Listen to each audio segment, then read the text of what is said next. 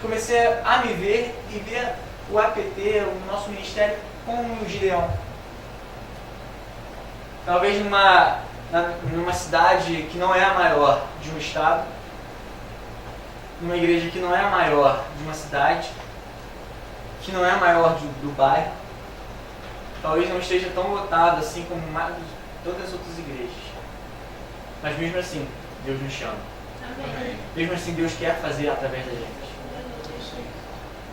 Eu estava lendo e a gente vai falar o menor do menor do menor do menor do menor, né? Para tentar identificar Gideão. Eu falei, não, como é esse negócio de menor do menor do menor? Vamos entender quem era Gideão.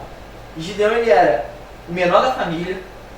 A família era a menor família do clã. E o clã era o menor da tribo de Manassés. E olha só, eu não sou estudioso do povo de Deus daquela época, mas eu sei que Manassés também não era a tribo mais importante. Não é? Quais eram as tribos importantes? Judá, Levi, né? Muitas vezes você até fala assim, Manassés não é tribo, não. Não. Alguém se enganou. Mas mesmo assim, Deus chama. Pode ser que você não dê a importância que você tem a você mesmo. Pode ser que você ache, mas na minha família eu sou isso. Mas na minha escola eu sou isso. Mas na minha igreja eu não sou assim o cara mais ativo. Na minha rua as pessoas nem sabem meu nome. Mas é você que Deus escolheu para fazer a vontade dele. Quem se identifica um pouco? Eu me identifico um pouco. Gideão, várias vezes ele teve medo. Gideão, várias vezes ele se sentiu inseguro. E às vezes a gente fala assim, como é que Gideão se sente inseguro? Não seja covarde de falar que Gideão era inseguro. Que ele tinha medo. Vai você estar na situação dele. A gente sente medo por tão pouco. Muito menos que isso a gente sente medo. Muito menos que isso a gente desiste das coisas. Porque não fica pensando que você adolescente está na geladeira para quando você se tornar jovem você ser usado por Deus. Não é. Onde você estiver, você pode ser usado por Deus. Amém. Não pensa que nós jovens estamos na geladeira até o dia que algum adulto deixar de fazer alguma coisa, deixar de cumprir alguma tarefa, algum cargo, e a gente vai substituir. Deus não chamou a gente para ser substituto. Todos nós somos o ponto principal de algo que Deus quer fazer. Amém. Deus não quer que a gente volte no tempo para realizar. Ele quer nos usar no tempo que nós estamos agora. Amém. Ele quer nos usar onde nós estamos agora. E você é o ponto principal para Deus realizar a obra na sua vida. Amém. Mas para isso a gente precisa ter a noção, a ideia de quão poderoso é o nosso Deus. Você, sendo sincero comigo, sincero mesmo, hoje não tem problema cara de bravo. Você acha que a nossa geração sabe realmente quão poderoso é o nosso Deus? Você sabe quão poderoso é o nosso Deus? Eu tenho uma ideia assim, que me faz ter fé para continuar com ele. Mas o que Deus pode fazer de verdade? Aí você fala assim, Deus parou o sol para o povo continuar lutando. Você crê nisso? Eu creio. Em todas as coisas. Parar o sol é fichinha para nosso Deus. Deus nos mandou as pragas lá no Egito. Crê nisso? Amém. Isso é bobagem para Deus. Para Ele não tem limite. O nosso Deus não tem limite. E agora imagina um Deus que não tem limite. Você tem a ideia do que Deus quer fazer na sua vida? Aquela mínima ideia você pode até ter, né? Mas assim, o quadro geral, a visão, né? Uma visão geral de que Deus pode fazer na minha vida. Você tem ideia? Imagina o que Deus quer fazer na sua vida. Deus que a gente acabou de falar, chegou à conclusão que Ele é poderoso. Imagine o que Ele quer fazer na sua vida. Você continua se identificando um pouco com Gideão? Amém? Amém. O que a gente pode fazer? Quem viu aí, quem compartilhou, quem ajudou a gente compartilhando a imagem do APT, do culto, para todo mundo vir aqui? Né? Qual era o que estava escrito embaixo do APT? Tudo podemos em Deus. Em Deus nós podemos todas as coisas. Podemos tudo em Deus. Você crê nisso? Amém. Amém. Tudo podemos em Deus. Mas a primeira coisa Versículo 19 do capítulo 6 de Juízes. Diz assim: Gideão foi para casa, preparou um cabrito e com uma arroba de farinha fez pães sem fermento. Pôs a carne num cesto, o caldo numa panela, trouxe-os para fora e ofereceu-os a ele sob a grande árvore. Versículo 20. E o anjo de Deus lhe disse: apanhe carnes e os pães sem fermento, ponha-os sobre esta rocha e derrame o caldo. Gideão assim o fez. Com a ponta do cajado que estava em sua mão, o anjo do Senhor tocou a carne e os pães sem fermento. Fogo subiu da rocha, consumindo a carne e os pães, e o anjo do Senhor desapareceu. Quando Gideão viu que era o anjo do Senhor, exclamou: Ah, Senhor soberano, vi o anjo do Senhor face a face. Disse-lhe, porém, o Senhor: paz seja com você, não tenha medo, você não morrerá. Se você quiser anotar, você fica à vontade. Primeiro ponto: oferta agradável. Uma coisa é ofertarmos, outra coisa é ofertarmos de maneira. São duas coisas totalmente distintas. Totalmente diferentes. Explico qual é o primeiro exemplo que a gente vê disso. Oferta e oferta agradável. Qual é o primeiro exemplo na Bíblia? Caim e Abel. Mas quem matou Abel? Caim. Caim e Abel. Primeiro exemplo de oferta e oferta agradável. Tudo bem que talvez no desenho que você tenha visto de Caim e Abel, na novela, no filme de Caim e Abel, você pode ter visto que Caim chegou naquela plantação e começou a pegar só o quê? O pior, né? Qual é a cebolinha que está pior aqui? Esses dias eu estava no mercado, aí eu falei assim: amor, eu vou comprar limão para fazer limonada, né? Já que não tem limão, já que não tem Coca-Cola, faço uma limonada. E eu falei assim: o que deve ser aqui a proporção de limão? Vou começar a botar. Comecei a botar um monte de limão, tá? Eu pesei assim, devia ter o quê? 12 quilos, 1,5 kg de limão. De boa, não tem problema nenhum. Não vai faltar, né? Glória a Deus. Aí eu amarrei, botei no carrinho. Aí daqui a pouco chegou um casal, um senhor e uma senhora. Aí parou assim. Aí falou assim: bem, você sabe como escolher limão? Aí eu parei o carrinho, meu filho. Eu quero saber como é que se escolhe limão. Qual é a diferença? Você deve saber, legal, eu sempre conto muito todo curso. Mas eu fiquei assim: qual é a diferença? E o que eu imagino? Eu imagino lá no estoque, no celeiro, no armazém de Caim, ele pegando assim: vou oferecer algo para Deus. É o pior fruto. Aqui, esse aqui tá bom, deixa pra mim, vou pegar o pior. Eu não vejo isso. Eu vejo até ele oferecendo bons frutos. Frutos bonitos, frutos que todo mundo comeria. Mas a coisa é o seu coração. Se o seu coração não oferece algo agradável a Deus, não importa se você dá 100 ou se você dá R$1. É como você dá. É como você dá. E você tem ofertado o seu tempo. O seu tempo é tão precioso que você não pode ofertar. Você tem ofertado seus dons, seu talento, a sua vida. E olha só. A primeira coisa que Deus, o relacionamento ali de Gideão e Deus, uma das primeiras coisas foi o quê? A oferta.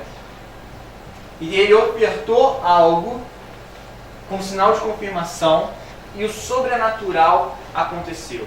E essa oferta de Gideão foi a manifestação do poder de Deus através do que lhe foi ofertado.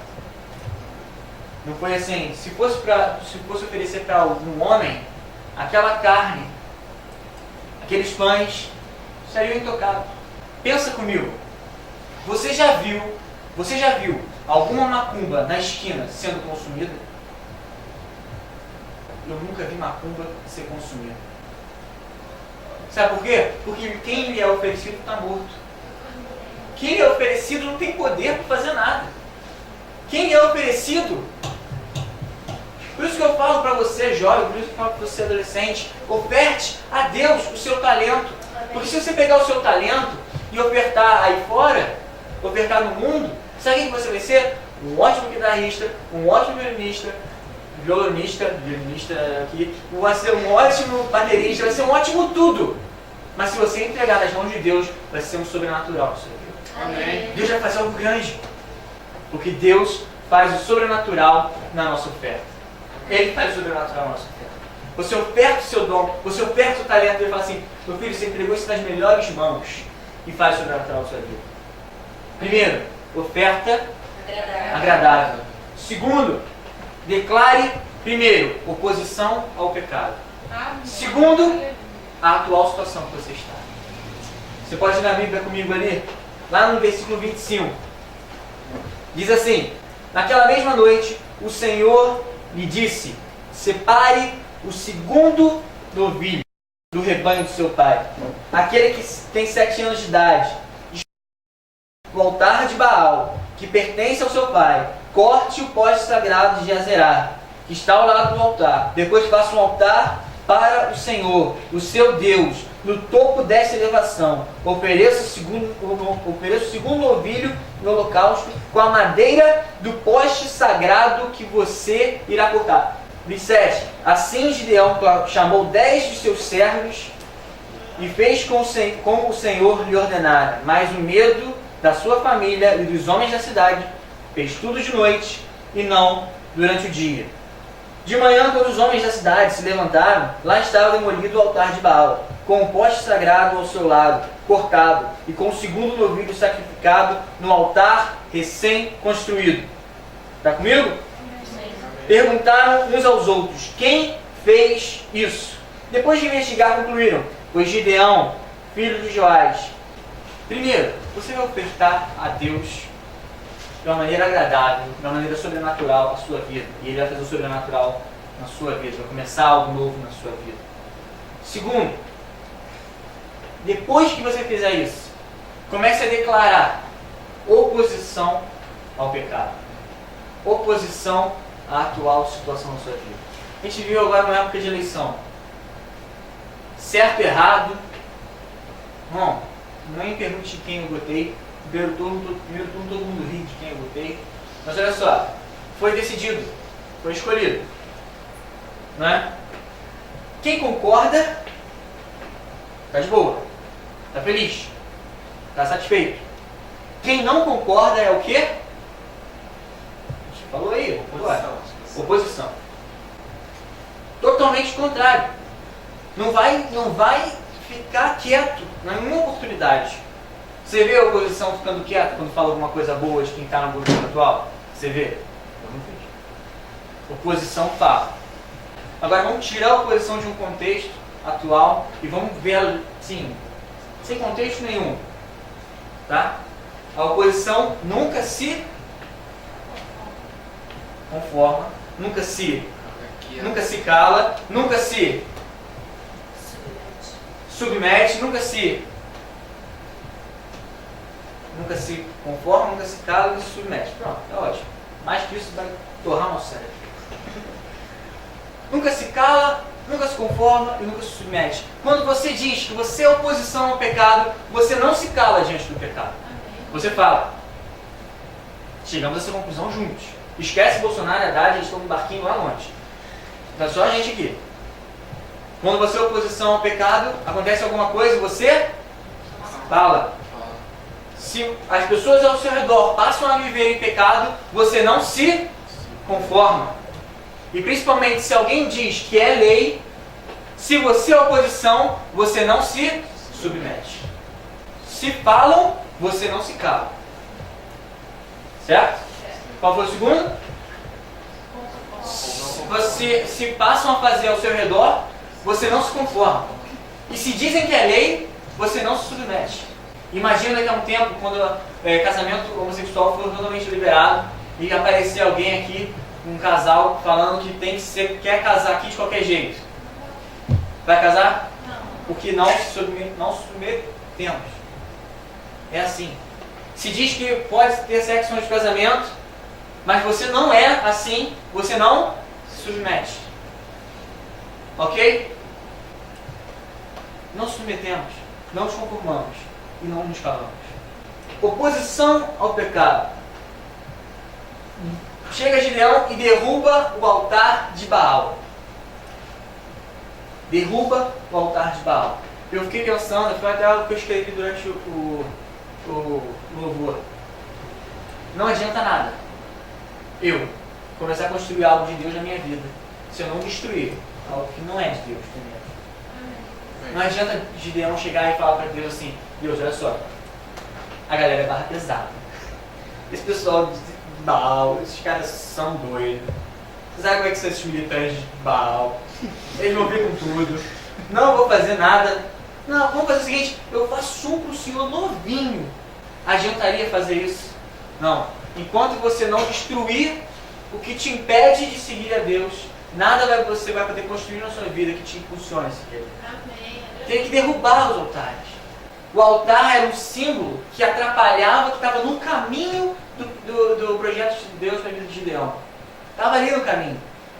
E olha só, tem coisa que está no seu caminho de você seguir a Deus. Tem coisas que você ainda não conseguiu alcançar porque você não derrubou. E imagina só numa caminhada, quem já fez trilha aí. Imagina só, você está numa trilha e de repente você tem um tronco no meio do caminho para você passar. Não adianta, só se você for maluco. Você vai dizer: eu vou aqui fora da trilha, isso aqui, para não passar pelo... Aí você não quer passar pelo tronco, mas passa. O mato, passa por quê? O bicho, o lama, por tudo, porque você não quis passar por um mísero tronco. Não adianta você chegar e falar assim: vou dar a volta, vou lá atrás e vou seguir outro caminho. Vai ter sabe o que no outro caminho?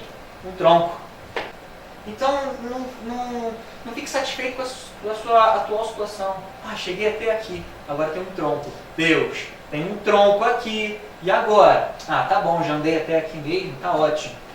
Pronto, Deus, fiz a tua parte, fiz a minha parte, agora faça a sua. Não se conforme com o que está acontecendo na sua vida. Gideão não se conformou. Se para realizar os projetos de Deus eu tenho que vencer esse altar, é esse altar que eu vou destruir.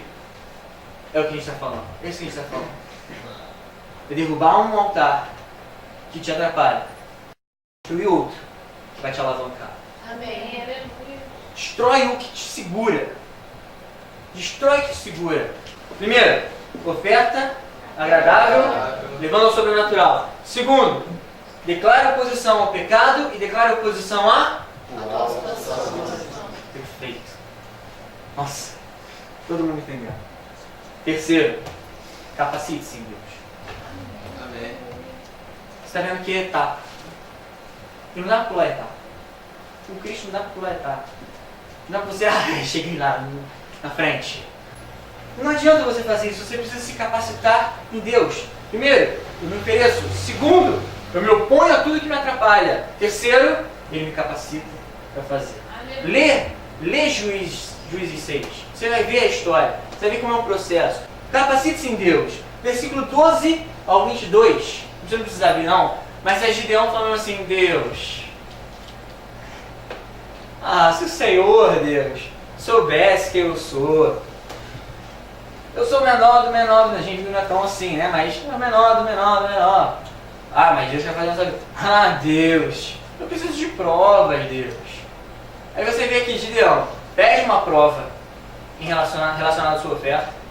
Ele pede uma prova relacionada ao novilho de lã.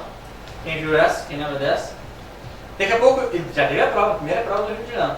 Aí ele fala o quê? Deus, segunda do novilho de lã. 3 provas no total, mais um monte de prova que vai pedindo. E você pensa assim: cara, duvida pra caramba, não é? Mas Gideão, ele quer afirmar para o Senhor: Senhor, eu quero ter certeza que você vai estar comigo. Se você não estiver comigo, eu paro aqui. Mas olha só, Gideão fala: olha só, Deus, vou fazer aqui a carne, os pães, você consome e beleza. Eu acredito. Consumiu e acreditou. Aí Gideão continua trabalhando, tomando as atitudes, liderando o povo, guiando sua vida em casa, sua vida no trabalho, sua vida normal. Aí ele chega e fala assim: Deus, eu quero aí uma prova, um novilho de lã, faz chover em volta e deixa tudo seco, não sei se é essa ordem. Daí, acontece. Beleza, Gideão chega, agora outra, faz o novilho ficar molhado e tudo seco em volta. Aí não acontece. Tô só, né? Vamos imaginar. Não acontece.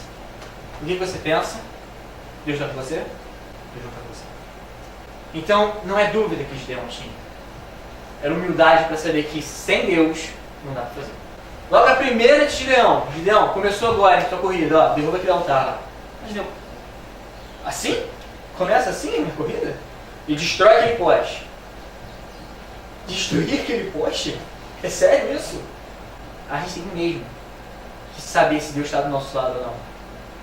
Porque a vida, ela vai apresentar pra gente sinais extraordinários. Amém. Vai mostrar pra gente se Deus está ou não está com a gente. E se Deus estiver com você, você avança. Se Deus não estiver com você, você faz o quê? Para. E o capacite-se com Deus. Primeiro, não é dúvida de Gideão. É o quê? Humildade, estar com Deus. Tem que estar com Deus, senão não vai acontecer. Lá no versículo 2, diz assim: E o Senhor disse a Gideão: Você tem gente demais para eu entregar Midian nas tuas mãos. Esse versículo me choca. Eu vou ser sincero com você. Esse versículo me choca. Imagina se Deus chegasse para você e falasse assim: Como? Você tem gente demais do seu lado. Não é para essa galera toda. Imagina se você ouvisse isso. Não ia te dar um medo? Não ia te dar um pé aí. Preciso de gente. Eu preciso estar perto de gente. Para fazer as coisas, eu preciso estar perto de gente. No fundo, você não precisa de gente. Tanta gente assim para fazer a obra. Você não precisa de tanta gente assim para derrotar os inimigos. Sabe quem você precisa? De Deus. Você precisa de Deus. Deus fala assim: olha só, para cada um aqui, vocês não precisam de muitos para cumprir o projeto de Deus na vida de vocês. Só precisa de mim. Uma pessoa só, que é Deus. E quando você estiver tão afinado com Deus, tão entrosado com Deus, Deus vai capacitar você e vai colocar cada vez pessoas do seu lado. Pessoas certas do seu lado. Olha só, eu não estou botando você aí peso, estou botando você fardo, galera vestida de fardo, já viu? Fardo, crachá fardo, na testa escrito fardo e fica dando do seu lado o tempo todo, atrapalhando você em tudo que você faz. Alguém conhece pessoas assim? Tem galera assim pra caramba. E vai, carrega o fardo aí, vai, leva o fardo pro McDonald's, leva o fardo pra igreja, leva o fardo pra escola. Meu Deus, se tiver alguém chamado fardo, já era, acabou. Você só precisa de uma pessoa, que é Deus. E Ele vai colocar as pessoas certas do seu lado. Amém? Amém. Quer ter isso na sua vida? Amém. Você quer ter isso na sua vida? Amém. Quando você levantar suas mãos, você abrir seu coração agora e você dizer isso para